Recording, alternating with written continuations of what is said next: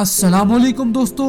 American तजिया कारों के मुताबिक इसराइल को पहले ये लग रहा था कि सऊदिया उसे तस्लीम कर ले तो तमाम मुस्लिम ममालिक इसराइल को एक मुल्क तस्लीम कर लेंगे। इस मकसद के लिए इसराइल ने काफी सऊदिया पर मेहनत की। मोसाद के चीफ ने कई सऊदिया के दौरे भी किए, लेकिन अब मोसाद को ये यकीन हो चुका है कि सऊदिया की तो कोई मुस्लिम मुल्क नहीं सुनने वाला है। अगर सऊदिया इसराइल को तस्लीम भी कर लेता है तो कोई दूसरा मुल्क इसराइल को सऊदिया के कहने पर तस्लीम नहीं कर सकता। उल्टा सऊदिया पर सैंक्शन लगाई जा सकती है। पाकिस्तान और दूसरे ममालिक से सऊदिया पर सख्त एहतजाज भी किया जा सकता है, क्योंकि सऊदिया की साख अब मुस्लिम ममालिक में काफी खराब हो चुकी है। तो मोसाद को अब एक बात पर यकीन है, जो भी कहा जाए, कुछ भी कहा जाए, मुस्लिम ममालिक का लीडर पाकिस्तान है। इसलिए कि अरब ममालिक तमाम ममालिक का डिफेंस मतलब आर्मी का काफी दबदबा मुस्लिम ममालिक में पाकिस्तान का माना जाता है। दोस्तों, सऊदी अरब में पाकिस्तान की आर्मी है और तमाम मुस्लिम ममालिक को पाकिस्तान की डिफेंस इंडस्ट्री से असला भी बेचा जाता है। और दूसरी बात तो ये है कि पाकिस्तान एक एटमी मुल्क है और जदीद मिसाइल टेक्नोलॉजी और ड्रोन्स वाला मुल्क है। जहाँ पाकिस्तान होगा तो सारे मुस्लिम ममालिक वही होंगे।